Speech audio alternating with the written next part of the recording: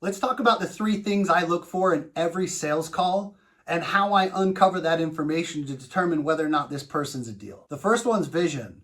I've got to understand where they're going. I've got to understand what their target is and why it's so important to them. So as we start uncovering this information with our client, you're probably going to be on an offer. Maybe it's a real estate coaching offer. Maybe it's a business opportunity coaching offer. Maybe it's an Amazon automation. I don't know. There's a million offers out there, but you're typically uncovering the pain points and the problem to determine how you're going to solve and serve this client, right? So I always start with the vision. I want to know exactly what's important to them, what motivates them, what drives them, what keeps them up at night about these particular goals. If I can ask those questions, you guys, what happens is I'm able to utilize that later on. It's leverage, right? It's taking that information and going, hey, you told me that you want this, but you're only willing to do this. Or, hey, you told me this is where you want to go and this is why it's so important to you. But what you're also telling me is that the investment associated with getting somewhere like that might be a little intimidating. Let's talk through that, right? So when I talk about the vision, it's like, hey, Bob, really glad to be on the line with you. A couple questions. Or maybe it's just as simple as, hey, Bob, it's Corey with Coaches and Closers. How are you? Hey, I'm doing really good. Thanks for asking. Awesome. Well, I'm looking forward to the call with you today. Hey, where are you located? Right? My intro, you guys, is very sweet and to the point. I'm going to build a little bit of rapport, but just a little. And then I'm going right into it. It's like, oh yeah, I'm out in Wyoming or whatever. Okay, cool. Awesome. Well, if you want, you can, how did you hear about us? Hey, real quick, how'd you hear about us before we dive into this? Oh, I saw your YouTube ad or I saw your, Instagram ad. Okay, cool. So, hey, Bob, I know we're on the phone, obviously, to see what we can do to support you in, in making more money in your sales role and stepping into a new environment. Help me understand when you think of getting involved with something like this, what's your big picture vision 3 to 5 years from now? Just Reader's Digest, what are you trying to do? Now I turn into a human note. I'm just taking notes, as many notes as possible. And my job is to keep quiet, right? I ask the question. I want them to do 80% of the talking.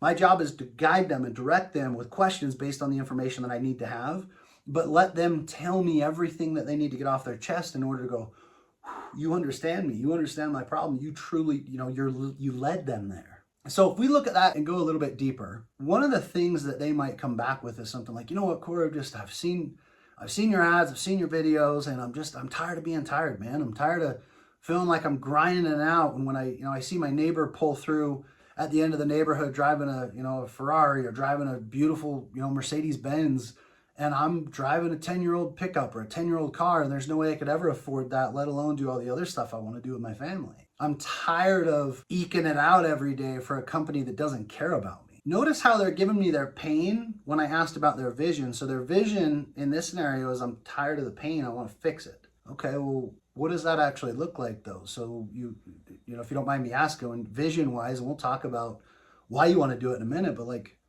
what are you trying to do here? Ideally, if you could step into a new environment, what do you want that to look like? What is it? Notice how I'm not just going to take that surface level answer of, oh, my neighbor drives a nice car and I don't, and I can't afford it.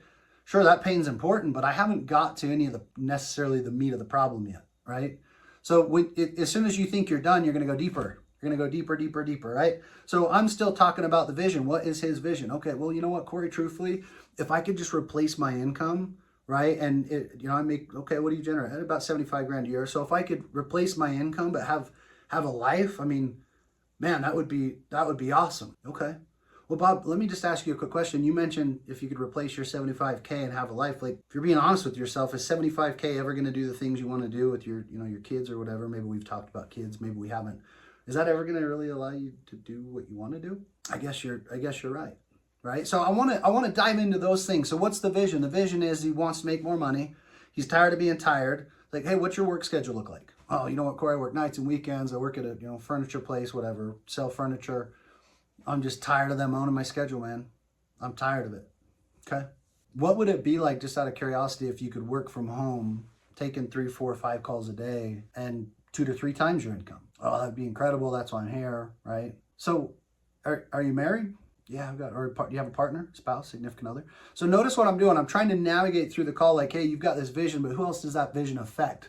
Whether it works or not, right? If the vision doesn't work and shit hits the fan, who is it affecting? Just you? Is it affecting a wife or a husband and kids, right? So I've got to look at all of that. It's like, well, yeah, I'm married. Okay, what's your spouse's name? Her name's Brenda. Okay, so what's Brenda's take on your career transition? Is she supportive of that? Does she know of that yet? How long have you and Brenda been talking about you switching things up? What does Brenda do for a living? I've got to figure out, do they have any money too? right? And I don't have to just flat out, hey, do you have money to pay for coaching? If I do, I'm going to burn the deal. Hey, what does Brenda do? Oh, she's a school teacher.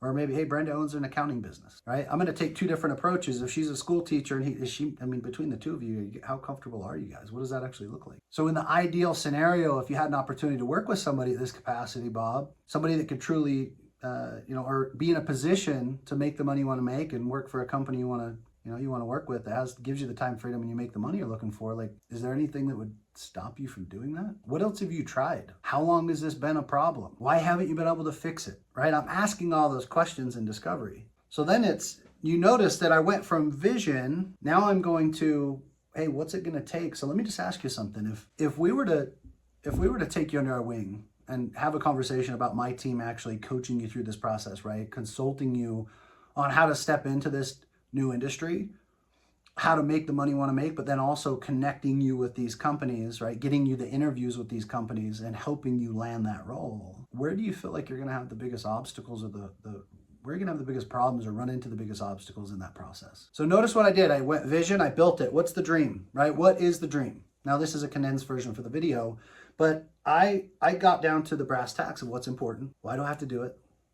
What if I don't do it? What's it going to look like, feel like, smell like, right? Then I go into what's the destination look like to get there, right? And all of this is pain. So you guys, it's vision, pain, destination, right?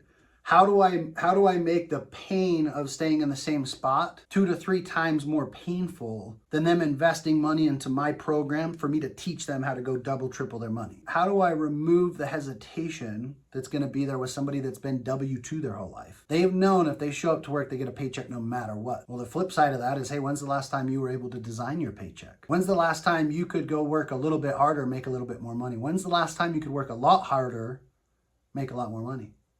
With more time freedom. Bob, is it safe to say that the way that you look at how money's made or the way that you think that money's made might be a little bit different? When I ask the right questions, you guys, I'm driving a particular result, because truthfully, when I get to the end of that conversation, it's like, hey, Bob, there's, thousands of people, maybe, literally thousands of people that are in the same position in a high ticket environment that are making 2, 3, 4 times the amount of money you're making. And they leave the house after you do every day and they get home before you.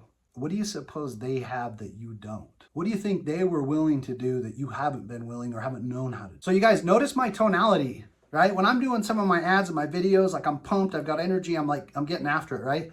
When I'm in a call and I'm not acting, I'm getting sincere. Imagine if one of your best friends, let's say you went out to lunch with one of your best friends and they just went through a big breakup. You didn't know about it and they're like, hey man, me and Susan just filed for divorce. You're not gonna be like, oh man, that sucks.